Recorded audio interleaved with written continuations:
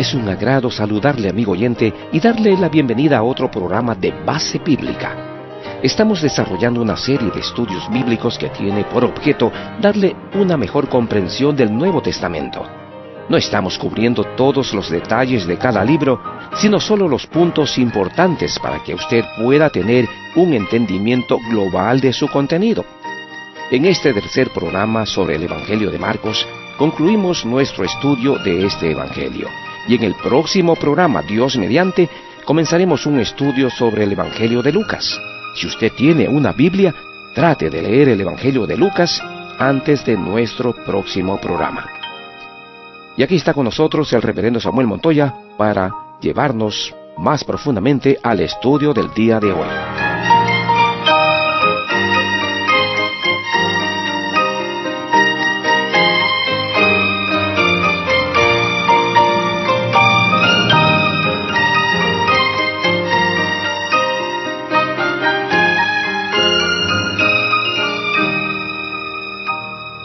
En nuestro estudio anterior, vimos que en los primeros 13 versículos del capítulo 1 de Marcos se considera la preparación para y de el Mesías para su ministerio. El resto del capítulo 1 trata con la obra de Cristo, quien sanó a los enfermos y echó fuera demonios en el poder del Espíritu de Dios. Ahora, uno no puede predicar y enseñar con tal poder por mucho tiempo sin encontrar oposición de parte de los hombres y de Satanás. Y esto es exactamente lo que le ocurrió al Señor Jesús. Con todo, a pesar de la oposición, Jesús continuó la misma clase de ministerio. Desde el capítulo 2, versículo 1, hasta el capítulo 3, versículo 6 de Marcos, Él encontró la oposición primeramente de los escribas, quienes estaban entre las personas más educadas. No entendiendo que Jesús era Dios en la carne, ellos le reprocharon porque se atrevió a perdonar pecados y a sanar a un paralítico. Luego se molestaron porque Él se asociaba con los desechados de la sociedad. Después de que Jesús respondió con todo éxito a los escribas, ellos se volvieron contra sus discípulos, porque no ayunaban como los otros, y por quebrantar la ley del día de reposo, como ellos la entendían. De modo que ellos se opusieron a Jesús no solo por sus propias obras, sino también por las obras de sus discípulos. Finalmente, los fariseos se unieron a la oposición porque Jesús sanaba en el día de reposo. Ellos estaban más interesados en su tradición que en el sufrimiento de un hombre inválido. Si usted está sirviendo al Señor, recuerde que usted puede ser perseguido tal como lo fue Jesús. Si es así, no se desanime, amigo oyente, sino que mantenga su fe y continúe sirviendo a Dios sabiendo que su Salvador también fue perseguido por hacer el bien. Marcos comienza ahora a partir del capítulo 3, versículo 7, a mencionar la reacción de varios grupos de gente ante Jesús. Grandes multitudes de gente de todas partes de Palestina le seguían. De entre todos ellos, Jesús escogió a 12 hombres para que fueran sus apóstoles. El orden de importancia que Jesús tuvo para ellos debe ser también nuestro orden. Él los escogió primero para estar con Él, segundo, para predicar, y tercero, para echar fuera demonios. Para tener éxito en la vida cristiana hoy en día, amigo oyente, debe observarse el mismo orden. Lo más importante en la vida es el tiempo que uno pase con el Señor Jesús en oración y en la lectura de la palabra de Dios. Si uno mantiene este orden, estará bien capacitado para cumplir su ministerio para la gloria de Dios. Marcos nos muestra que así como la popularidad de Jesús creció con las multitudes, asimismo la oposición de los dirigentes se hizo mayor. Ellos le acusaron de ser una herramienta de Satanás, y él dijo que ellos habían cometido un pecado imperdonable al acreditar a Satanás la obra del Espíritu Santo por medio de él. La última reacción en esta sección es la de los propios hermanos y hermanas de Jesús. Todos ellos eran incrédulos en ese tiempo y pensaban que él estaba loco. Sin embargo, Más tarde ellos se volvieron a Jesús y le recibieron como Salvador y Mesías, después de que Él fue resucitado de entre los muertos. El capítulo 4 de Marcos registra la enseñanza de Jesús en cuanto al reino de Dios. Él confirma que habrá tanto crecimiento como oposición. En el capítulo 5 se da varios milagros para mostrar que Él era en realidad el Mesías. Él demostró autoridad sobre la naturaleza cuando cambió, o mejor, cuando calmó la tempestad. Sobre el reino de Satanás, mostró su autoridad cuando echó fuera al demonio llamado Legión. Y sobre la muerte, cuando resucitó a la hija de Jairo. Él sanó la enfermedad de la mujer con hemorragia. El Señor, amigo oyente, no solamente hablaba, Él respaldaba sus palabras con sus acciones. Llegó luego el tiempo en Marcos capítulo 6, para entrenar a sus discípulos y enviarlos a las aldeas a enseñar y a predicar que el Mesías había venido y que el reino de los cielos se había acercado.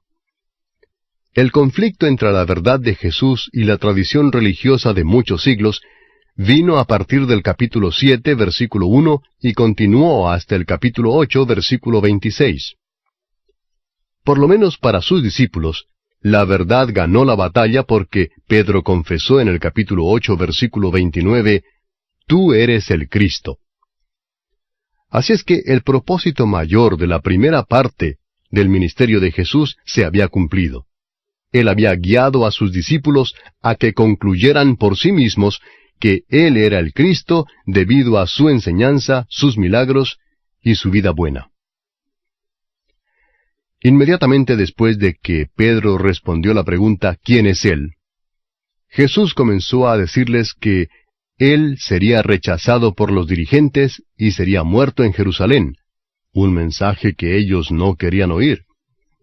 Ellos querían que sus sueños terrenales se llevaran a cabo por medio de el Mesías. Pero para poder ser verdaderos discípulos, tenían que aceptar ese mensaje.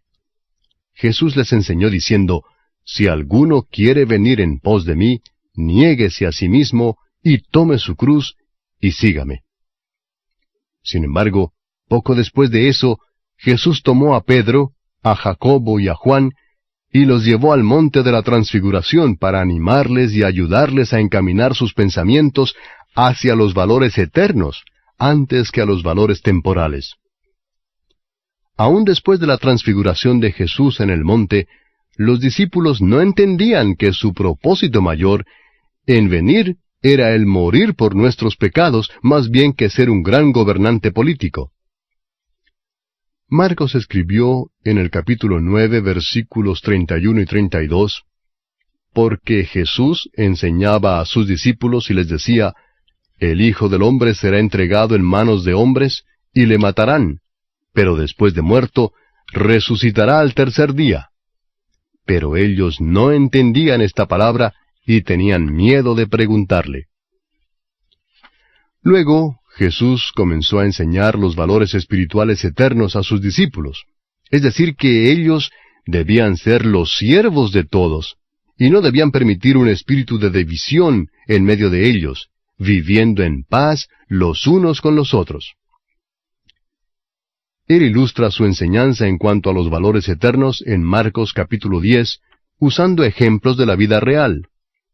Él respondió la pregunta sobre el divorcio, enseñando que en el matrimonio no debía prevalecer ningún espíritu de división cuando dijo, «Lo que Dios juntó, no lo separe el hombre». El espíritu de siervo fue demostrado cuando tomó a un niño y lo puso en medio de ellos como ejemplo de una fe sencilla. A un joven rico le dijo, «Anda, vende todo lo que tienes y dalo a los pobres, y tendrás tesoro en el cielo.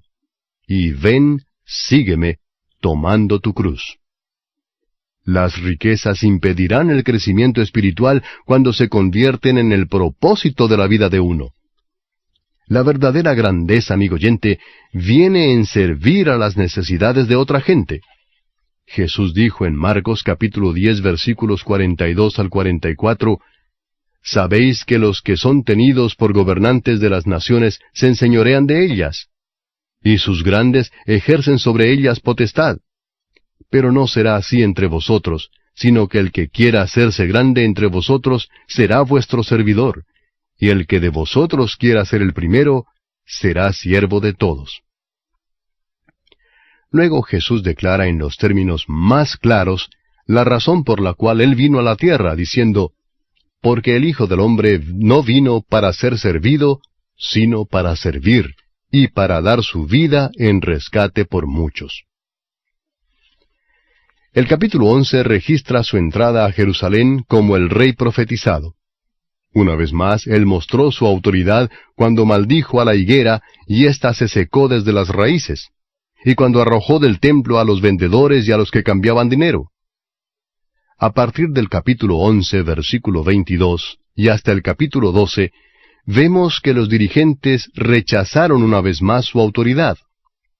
Al acercarse el final, Jesús enseñó a sus discípulos la verdad en cuanto al curso y al final de esta era, terminando con un llamado a sus seguidores para que permanecieran espiritualmente alertas, porque Él regresaría por ellos a una hora inesperada. Los capítulos 14 y 15 registran los últimos días de Cristo, al ser Él ungido con perfume para la sepultura, y al comenzar Judas, su conspiración para traicionarle. Jesús pasó su última cena con sus discípulos e instituyó la cena del Señor. Finalmente Él fue traicionado, arrestado, juzgado, crucificado y sepultado. La oposición, desde su punto de vista, había logrado finalmente deshacerse de este hombre odiado y justo. Ah, pero ellos no sabían que todo no había terminado. El último capítulo habla de la gloriosa resurrección del Señor Jesús y su aparición a las dos Marías. Después, Jesús apareció a los 11 discípulos restantes, ahora sin Judas, y les dice que prediquen las gloriosas noticias del perdón de los pecados en su nombre. Amigo oyente, hemos visto hoy que debemos prepararnos apropiadamente para el ministerio, así como Jesús se preparó en su bautismo de agua y con la llenura del Espíritu Santo. Un ministerio facultado por el Espíritu de Dios será espiritualmente próspero, aunque tenga la oposición del mundo y del diablo.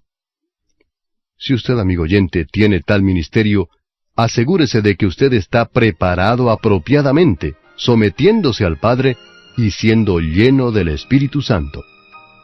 Y si usted ya está en el ministerio y hay oposición, no se desaliente, amigo oyente. Usted es uno con el Señor Jesús, quien soportó la misma oposición. Que Dios le dé la resolución para hacer su voluntad hasta encontrarse con nuestro bendito Salvador cara a cara. Que Dios le bendiga. Llegamos así al final de otro estudio de Base Bíblica. Abrigamos la esperanza de que el estudio de hoy haya contribuido a su crecimiento espiritual. Y si usted desea obtener una copia impresa de este estudio, escríbanos y con todo gusto se la enviaremos a vuelta de correo sin costo alguno para usted. Dirija su carta a Base Bíblica, apartado 726, Odessa, Florida, 33556-0726, Estados Unidos. Recuerde incluir en su carta su nombre y dirección completos y con toda claridad para evitar extravíos en el correo.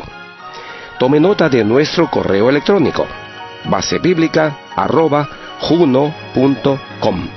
Volveremos Dios mediante la próxima ocasión con otro estudio de Base Bíblica. Hasta entonces, y que Dios le bendiga abundantemente.